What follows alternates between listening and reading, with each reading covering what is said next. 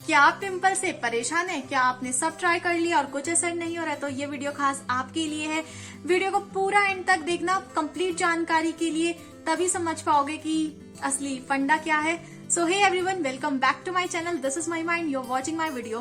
Guys, आज का video आप लोगों के लिए बहुत खास होने वाला है, क्योंकि आज मैं आपको पिंपल से परमानेंट छुटकारा कैसे पा सकते हैं वो बताऊंगी। ठीक है, तो आज मैं आपको बताऊंगी कि क्या क्या लगाना है। नहीं, ये तो आपको सबने ही बताया होगा कि क्या क्या लगाना है। तो गाइस, अगर लगाने से ही कुछ होता ना, तो मार्केट में ऐसी ढेरों क्रीम अवेलेबल है जो ये दावा करती है कि इनको लगाने से पिंपल बिल्कुल चला जाएगा और वापस नहीं आएगा, या एक्नीस आपके जितने भी हैं वो चले जाएंगे और वापस नहीं आएंगे। तो ऐसा कोई भी क्रीम और कोई प्रोडक्ट मार्केट में अवेलेबल अभी तक नहीं है। क्यों?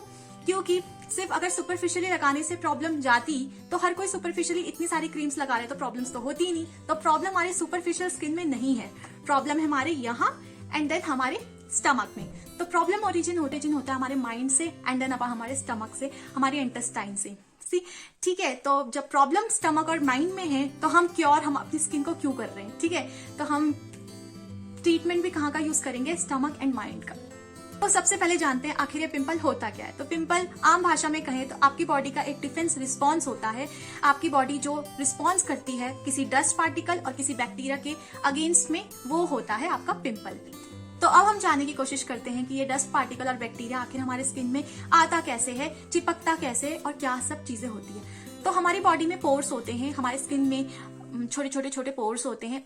वो पोर्स क्या होते हैं? बहुत इंपॉर्टेंट होते हैं, जिसके थ्रू आपकी स्किन ब्रेथ करती है, सांस लेती है, जिंदा रहती है। ठीक है, तो इन्हीं पोर्स में क्या होता है? सिक्री बहुत सारे ऑयल होते हैं हमारे बॉडी में, जो स्वेट ग्लैंड होते हैं, मतलब छोटे छोटे जहां से आपको पसीना आता है। ठीक है, आपकी बॉडी में ऑयल जो प्रोडक्शन होता है इन्हीं क्या है, इन पोर्स के थ्रू होता है। ठीक है, तो ये जो छोटे छोटे पोर्स होते हैं, इनमें जब एक्सेसिव ऑयल आ जाता है, जब आपकी बॉडी इन एक्सेसिव ऑयल का प्रोडक्शन करती है, तो एक्सेसिव ऑयल के प्रोडक्शन से क्या होता है? यहाँ पर जो एनवायरनमेंट में बैक्टीरिया और डस्ट होती है वो इन पोर्स में जाके उन ऑयल के साथ ट्रैप हो जाती है और आपको देती है पिंपल।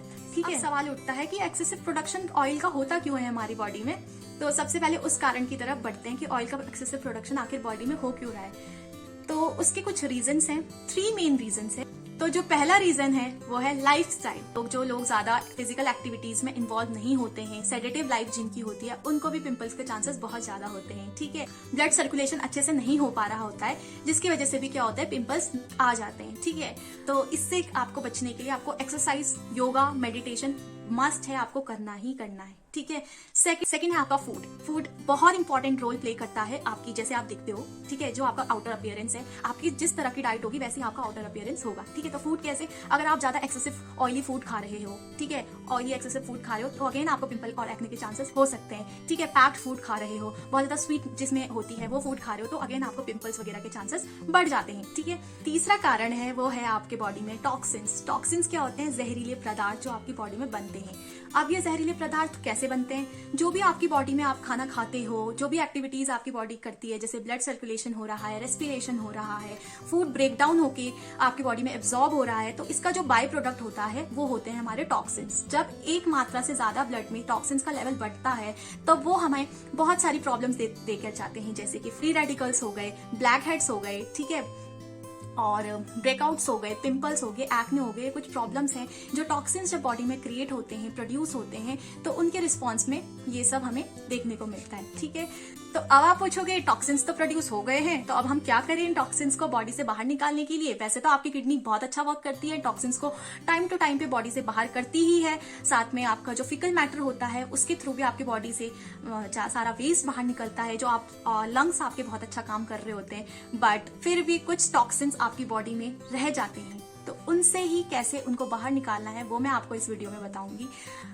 उसका जो तरीका है, कैसे आप टॉक्सिन्स को अपनी बॉडी से बाहर निकाल सकते हो, तो उसका जो तरीका है वो है डिटॉक्स बहुत ही अच्छा तरीका है। आजकल बहुत लोग डिटॉक्स का यूज कर रहे हैं।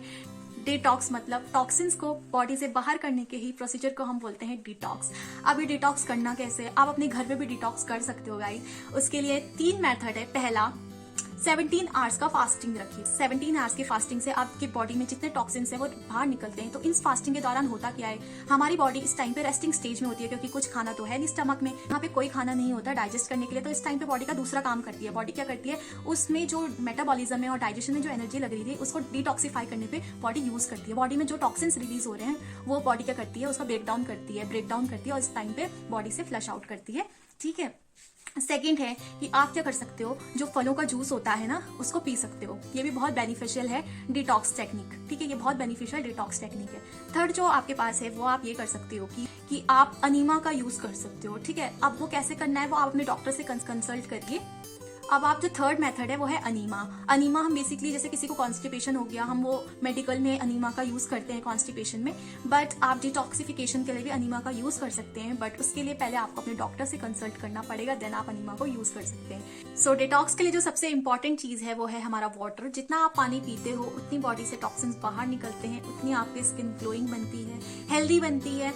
तो डिटॉक्स के लिए जो पानी हम यूज करते हैं, आपको कितना पानी एक दिन में पीना है वो है 1 से लेकर 1.5 लीटर तक आप पानी पी सकते हो। और अकॉर्डिंग टू द वेट, आपका बॉडी का कितना वेट है उस हिसाब से आपको पानी पीना है। तो मैक्सिमम 2 लीटर आप पानी पी सकते हो। ठीक है।